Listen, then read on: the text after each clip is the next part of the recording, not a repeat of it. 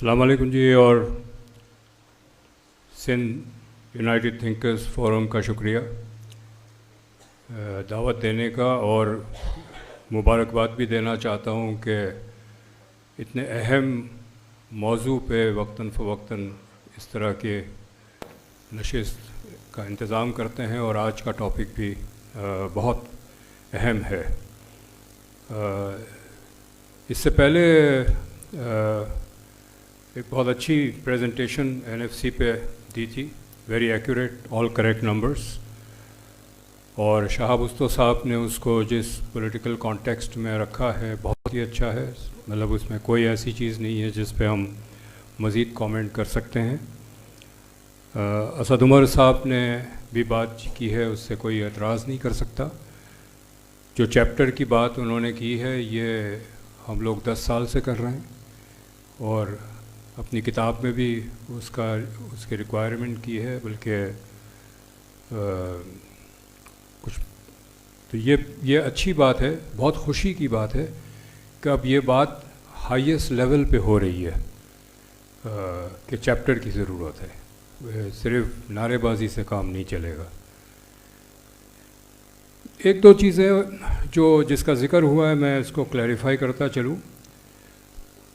اس میں بتایا گیا کریکٹلی کہ ایک وقت تھا جب صوبے اور وفاق کا جو ڈسٹریبیوشن فارمولا تھا وہ 20% 80% تھا، 20% صوبوں کا 20% وفاق کا اور 80% صوبوں کا۔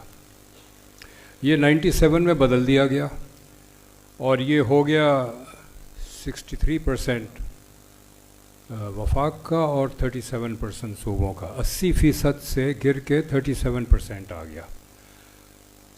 اس کا بیک گراؤنڈ یہ ہے کہ جو پہلے جس وقت 20-80 ریشیو تھا، اس وقت جو ڈویزبل پول ہے، ڈویزبل پول وہ ہے جس میں وہ ٹیکسز شامل ہے جس کا تقسیم ہونا ہے، تمام ٹیکسز نہیں تھے اس میں امپورٹ ڈیوٹی نہیں تھا اور اس میں ایکسائز ڈیوٹی نہیں تھا، اور پاکستان کا جو ٹوٹل ٹیکس کلیکشن ہے اس میں سب سے بڑا حصہ امپورٹ ڈیوٹی کا تھا۔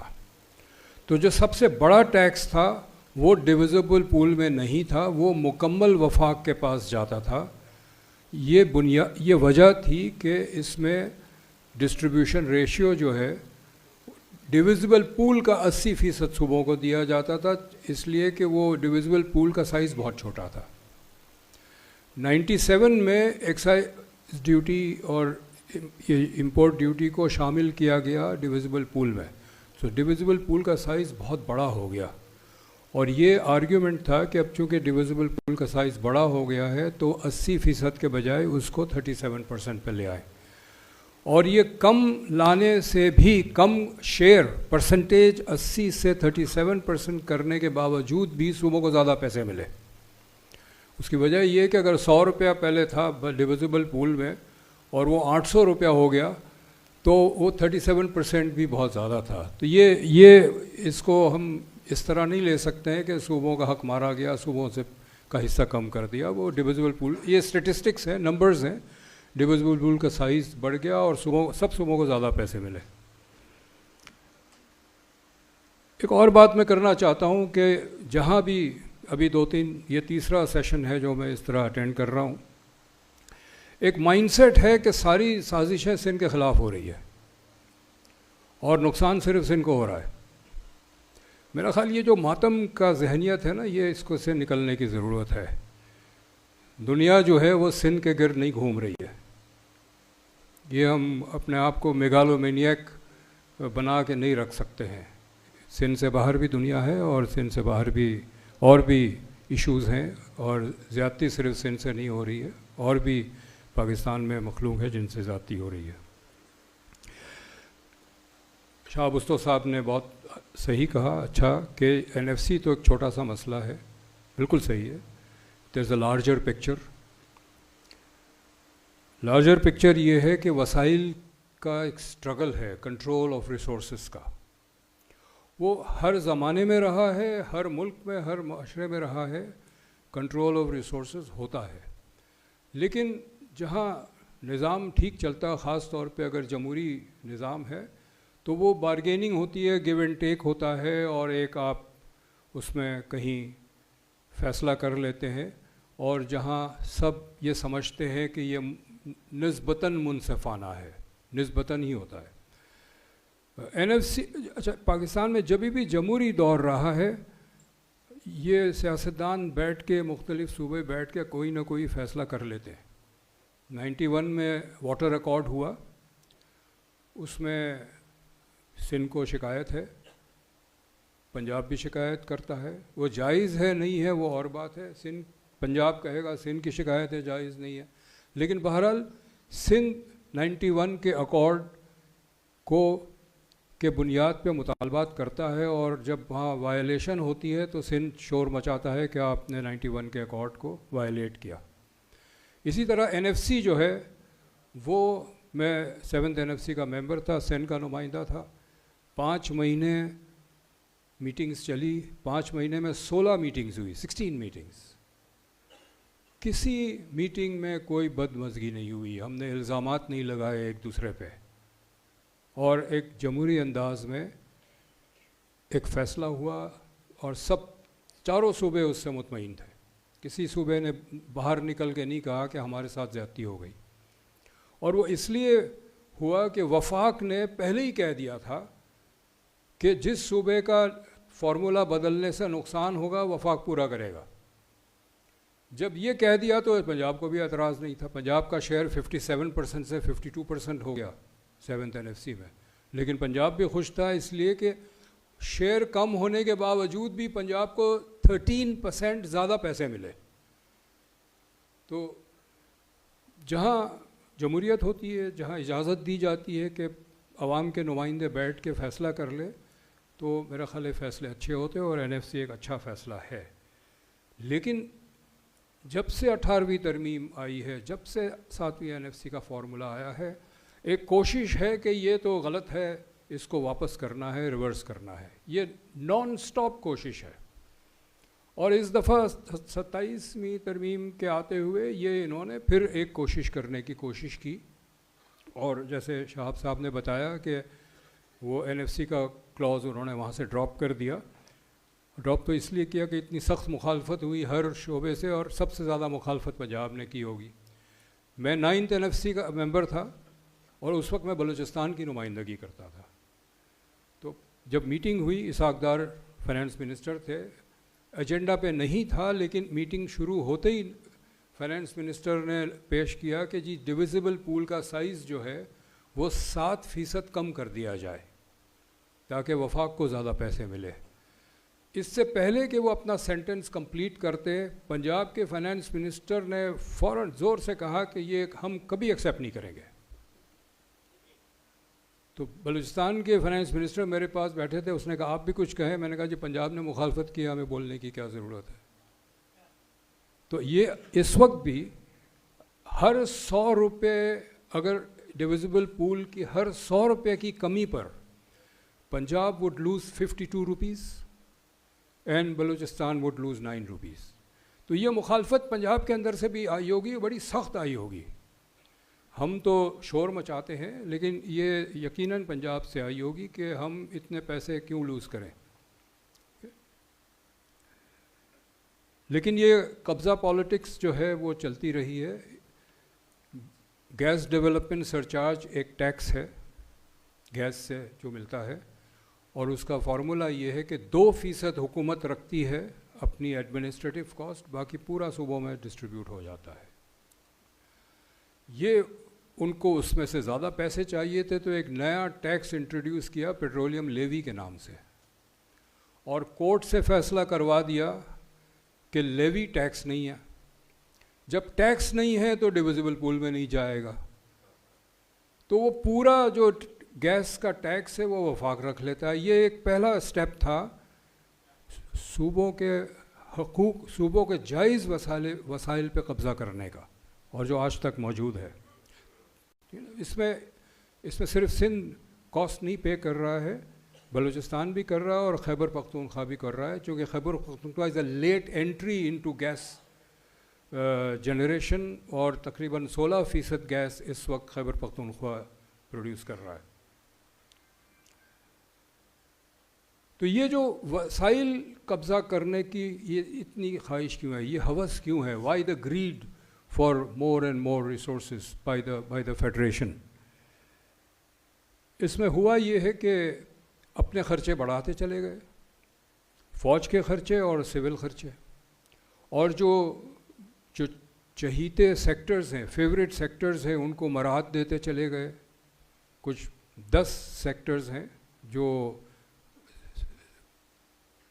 इनके फेवरेट सेक्टर्स हैं रियासत के, जिनको ये मराहत देते हैं। तो जब पैसों की कमी हो गई तो बजट डेफिसिट यानी अखराजात आमदनी से ज़्यादा, टैक्स रेवेन्यू जनरेशन कम है, अखराजात ज़्यादा है। 2003 तक हर 100 रुपए रेवेन्यू पर 120-125 रुपए अखराजात थे, यानी 25% डेफिसिट था, 20-25%। इसी तरह हर $100 के एक्सपोर्ट पे 125-130 डॉलर के एक्सपोर्ट थे, यानी 25-30% खसारा था। इस वक्त हर 100 रुपए के रेवेन्यू पे 250 रुपए अखराजात है, यानी जो 25% खसारा था वो 150% खसारा हो गया। हर $100 की एक्सपोर्ट पे अब $230 एक्सपोर्ट है, इंपोर्ट है, यानी जो 30% खसारा था वो 130% खसारा हो गया। ये 20 साल 25 साल से चल रहा है, 1 साल 2 साल का मसला नहीं है। ये खसारा अक्यूमुलेट होता चला गया। ये कैसे फ़ंड किया इन्होंने? कर्ज़े लेकर, अंदरूनी कर्ज़े और बैरूनी कर्ज़े। और अब कर्ज़ा इतना हो गया है और उस कर्ज़े पे सूद इतना हो गया है कि सिर्फ सूद देने के लिए हमें कर्ज़ा लेना पड़ता है। 1 रुपये का कर्ज़ा जो है हम किसी तरक्याती प्रोजेक्ट के लिए नहीं लगाते हैं। इस वक्त मुल्क में कोई तरक्याती प्रोजेक्ट नहीं है। ये ऐलान होते हैं बड़े बड़े कि ये इसमें इतना अरब खर्च, इतना एक रुपया नहीं खर्च होता डेवलपमेंट प्रोजेक्ट पे। PSDP में आता है लेकिन उसके पैसे रिलीज़ नहीं होते, पैसे ही नहीं, सारे कर्ज़े से आते हैं। तनख्वाहें भी अब कर्ज़े से, फ़ौजियों की तनख्वाह भी कर्ज़ों से आती है। इतने कर्ज़े हो गए हैं, पाकिस्तान की क्रेडिट रेटिंग इतनी ख़राब हो गई है। ये मोदी इसके अक्सर इम्प्रूवमेंट आती है, इसको भूल जाए। वो जब ट्रंप हम पे मुस्कुराता है तो मोदी का रेटिंग भी अच्छी हो जाती है। उसको वो वैसे ही फर्जी है, उसको ना बिलीव करें। कोई जो है हमें कर्ज़ा देने को तैयार नहीं है। एक वक्त था जब हम चाइना, सऊदी अरब, इस्लामिक डेवलपमेंट बैंक और दूसरों के पास जब जाते थे, वो सब कहते थे कि पहले IMF से एग्रीमेंट कर लो, IMF जब कर्ज़ा देगा तो हम देंगे। इसलिए कि उनको ये था कि IMF पूरे हमारे फाइनेंसेस के, फिस्कल के, बजट के जांच पड़ताल करके जब वो मुतमईन हो जाएगा कि मुल्क डूब नहीं रहा है माशी तौर पे, तो फिर IMF के साथ एग्रीमेंट का तो बाकी भी फिर दे देंगे कर्ज़े, चूँकि कर्ज़ा देने वाला कभी नहीं चाहता कि उनके कर्ज़े वापस ना आए। इस दफ़ा ये जो एग्रीमेंट इस वक्त है जिसके तहत हम IMF में रह रहे हैं, IMF की एग्रीमेंट में IMF ने कहा कि पहले दूसरों से कर्ज़ा ले आओ फिर हम एग्रीमेंट करेंगे। यानी IMF को भी हम पे भरोसा नहीं है। हमें इंस्टीट्यूशनल लोन्स नहीं मिल रहे हैं, हम कमर्शियल लोन पे ज़िंदा हैं। कमर्शियल लोन इंतहाई महंगा है और अगले 2-3 साल में जो हमारे कर्ज़ों का जो बलून होगा वो इतना बड़ा हो जाएगा। मुझे खौफ आता है कि हम क्या करेंगे उस वक्त, कैसे करेंगे? क्या अपने बच्चे बेचेंगे? असासे तो हम बेचना चाह रहे हैं, कोई ख़रीदना नहीं चाहता। आप देखें स्टील मिल नहीं हम बेच पाते हैं, PIA नहीं बेच पाते। अब यहाँ जो लोकल इंडस्ट्रियलिस्ट हैं उनको जमा कर रहे हैं कि जी आप ख़रीद लो PIA, कोई नहीं ख़रीदना, हमारे असासे कोई ख़रीदना नहीं चाहता।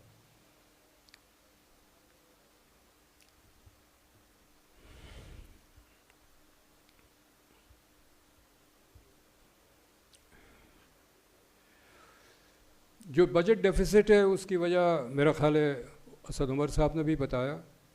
18 अमेंडमेंट के बाद 17 मिनिस्ट्रीज़ थी जो बंद हो जानी चाहिए थी। जो उस वक्त की हुकूमत थी उन्होंने बंद کرنے کا نوٹیفیکیشن بھی جاری کیا، لیکن انڈر پریشر پھر وہ واپس چلا گیا اور یہ ساری منسٹریز نئے نام سے آ گئی۔ میں غلطی سے، میرا خیال ہے پرائم منسٹر نے، شہباز شریف صاحب نے مجھے ممبر بنا دیا رائٹ سائزنگ کمیٹی کا، کہ حکومت کے فیڈرل گورنمنٹ کے خرچے کیسے کم کریں۔ میں مئی 2024 سے نومبر 2024 تک ممبر تھا، پھر میں نے ریزائن کیا، چونکہ وہاں صرف باتیں ہو رہی تھی، گپ شپ ہو رہی تھی، مجھے اندازہ ہوا کہ ان کی کوئی نیت نہیں ہے۔ جو ڈپارٹمنٹ ڈسکشن کے لیے آتا تھا وہ کہتا تھا یہ ضروری ہے، یہ تو بند نہیں ہو سکتا۔ نہیں، ایک مثال مجھے انہوں نے کہا پھر رپورٹ بنا کے دے، میں نے ان کو ایک رپورٹ بنا کے دی۔ آؤٹ آف 17 منسٹریز تو بند ہونی ہے، وہ پہلے بھی حکومت نے طے کر لیا تھا، بالکل صحیح ہے، but I identified 60 government departments which had to be shut down, 60۔ اس میں ایک مثال میں آپ کو دوں گا، ایک ادارہ ہے گورنمنٹ کا، Pakistan James and jewellery development corporation, ایک ہے Pakistan James and jewellery development authority. اب وہ لڑ رہے ہیں کہ جی یہ دونوں ضروری ہے۔ اب میں ان کو کہتا تھا دیکھیں جی آپ کو کوئی انڈسٹری ڈیولپ کرنی ہے، ایکسپورٹ کرنا ہے، تو اس کا ٹیکس آپ نے اتنا زیادہ لگایا ہوا ہے، کوئی نہیں لگاتا، آپ ٹیکس کم کر دیں، دوسرے مراد دے دیں، پرائیویٹ سیکٹر خود ہی کر لے گا۔ ایک گورنمنٹ کا ادارہ بنا کے اس کا ڈی جی اپوائنٹ کر کے اس کی گاڑیاں دفتر شفتر دے کے اس سے تو کوئی ایکسپورٹ نہیں بڑھے گا، لیکن وہ انہوں نے کہا نہیں یہ ضروری ہے بڑھانا۔ اس طرح ہر ڈپارٹمنٹ پہ تھا۔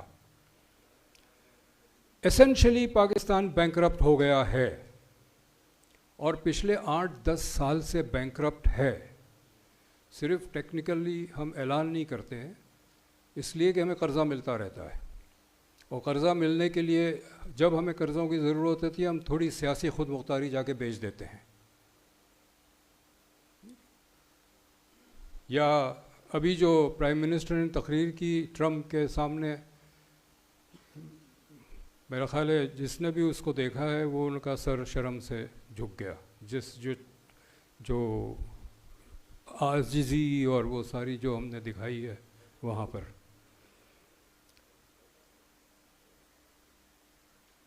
جب ہمیں کوئی قرضہ نہیں دے رہا، ہمارے اثاثے نہیں خرید رہے ہیں، تو یہ پھر عوام سے ہی ایکسٹریکٹ کریں گے۔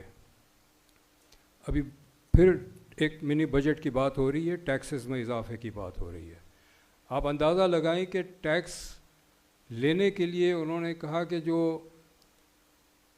شناختی کارڈ بند کر دیں گے، ان کا لائسنس نہیں ہوگا، وہ گاڑی نہیں خرید سکتے، وہ گھر نہیں خرید سکتے، یہ ساری جو چیزیں انہوں نے لگائی ہے، یہ دس از ناٹ ٹیکسیشن، دس از ایکسٹورشن، یہ بھتہ ہے۔ حکومت اب ٹیکس نہیں کلیکٹ کر رہی ہے، حکومت بھتہ کلیکٹ کر رہی ہے، اور یہ بڑھتا جائے گا۔ اچھا، جب یہ بڑھے گا تو مزاحمت تو ہوگی، کہیں نہ کہیں تو ہونی ہے، کسی نے تو کھڑے ہو کے مزاحمت کرنی ہے۔ سب سے پہلے تو ہم جو انٹلیکچوئلز ہوتے ہیں، ہم جو لکھتے وکھتے ہیں، میڈیا والے پک کرتے ہیں، تو انہوں نے کہا کہ پہلے تو میڈیا کو کنٹرول کرو، یہ پیکا لیا ہے اور میڈیا کو پورا قبضہ کیا۔ چلے میڈیا کو کر لیا، پھر ہم سمجھتے ہیں کہ چلو ہمیں انصاف نہیں ملا، ہم کورٹ جاتے ہیں، کورٹ کو بھی قبضہ کر لیا، بڑی تفصیل سے شہاب صاحب نے بتایا۔ تو میڈیا کو بھی کنٹرول کر دیا، کورٹ کو بھی کنٹرول کر دیا، لوگوں پہ ظلم بھی کریں گے، لوٹیں گے، لوگوں کی جیب سے پیسے نکالیں گے، اور احتجاج کرنے کا کوئی ذریعہ بھی نہیں ہوگا۔ یہ ہماری ریاست ہے۔ منرلز پہ آ گئے کہ جی منرل ایکسپورٹ کریں گے۔ پہلے ایک تو یہ کہ مفروضے آتے رہتے، آج سے 10 سال شاید پہلے 2000 آیا کہ جی سی پیک آئے گا، گیم چینجر، ملک کی قسمت بدل دے گا، سی پیک بھول گئے ہم۔ پھر آیا جی SIFC بنائی، یہ ملک کی قسمت کو بدل دے گا، بنجر زمین کو آباد کریں گے، خوب ایکسپورٹ کریں گے۔ اور میری ان کے جو ہیڈ ہے ایگریکلچر گرین پاکستان انیشیٹو کے، ایک دفعہ اسلام آباد کے ڈپارچر لاؤنج میں ملاقات ہو گئی، وہی بڑی لمبی لمبی باتیں کرتے تھے کہ ہم ابھی لیٹسٹ جو آیا ہے وہ تو اور بھی مزہ خیز ہے۔ وہ آیا ہے کہ تربیلا ڈیم کی باٹم میں سونا ہے، وہ سونا نکالیں گے تو 300-350 ارب ڈالر کا سونا ہے، ہم تمہاری تو قسمت ہی بدل جائے گی. یہ بینکرپٹ اسٹیٹ ہے، یہ ریاست بینکرپٹ ہے، فائنینشلی تو بینکرپٹ ہو گئی ہے، انٹلیکچولی اور مورلی بھی بینکرپٹ ہے. اور جو سختی کرنے کی کوشش کر رہے ہیں، جس کے لیے آئین بھی بدل رہے ہیں، اس لیے کہ پتہ ہے، ان کو پتہ ہے کہ ان کی کشتی ڈوب رہی ہے. یہ بالکل ڈیسپریٹ میجرز ہیں جو لے رہے ہیں اس وقت. ہمیں کیا کرنا ہے؟ ہم میڈیا کے ذریعے بھی کچھ نہیں کر سکتے، کورٹ کے ذریعے بھی کچھ نہیں کر سکتے. تو جیسے کہا گیا، واحد ذریعہ سڑک پہ آنا ہے. We have to fight on the streets.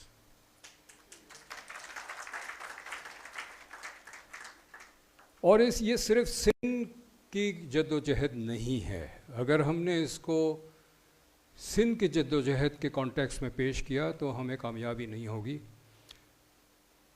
میں ابھی کچھ 6 مہینے ایک پروجیکٹ کیا ہے پنجاب میں. بہت زیادہ غصہ ہے پنجاب کے اندر عوام میں. یہ پنجاب وہ نہیں ہے جو پہلے کا پنجاب تھا. ہمیں جو جدوجہد کرنی ہے وہ پورے پاکستان کے عوام کو ملا کے کرنی ہے.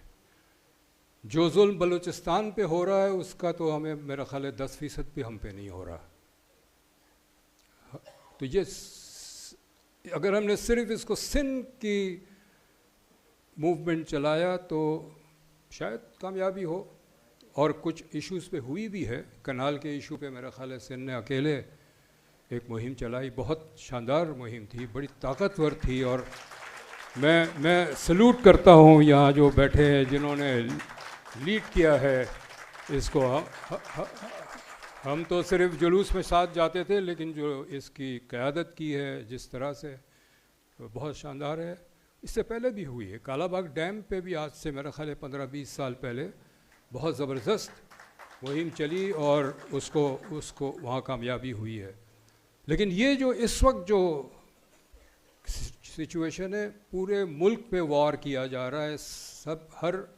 ہر پاکستانی، ہر صوبے کے عوام کی جیب سے لوٹا جا رہا ہے اور ہمیں یرغمال بنا دیا جا رہا ہے دوسرے ملکوں کے. ایک وقت آئے گا جس طرح یہ چل رہے ہیں کہ ہم سب عرب شیخوں کے ملازم ہوں گے. یہ ہم نے روکنا ہے. پاکستان وسائل کے حوالے سے ایک امیر ملک ہے. اگر ہم پر کیپٹا وسائل کو دیکھیں تو ہم انڈیا سے بھی زیادہ امیر ہے. انڈیا کی بہت بڑی آبادی ہے. انڈیا کے وسائل سے وہ اپنی غربت نہیں ختم کر سکتا. ہم غربت 5% سے نیچے لا سکتے ہیں، بے روزگاری 5% سے نیچے لا سکتے ہیں. یہ ممکن ہے کہ ہمارے بچے جب یونیورسٹی سے نکلے تو نوکری ان کی انتظار کر رہی ہو. یہ ممکن ہے. لیکن ہمیں پاکستان کو یہ جو ٹولہ ہے 8 سے 10 شعبوں کا جس نے قبضہ کیا ہوا ہے، ہمیں اس سے آزادی حاصل کرنی ہوگی. ایک نئی آزادی کی مہم حاصل کرنی ہوگی. سڑک پہ آنا ہوگا جیسے استاد صاحب نے کہا. شکریہ بہت بہت.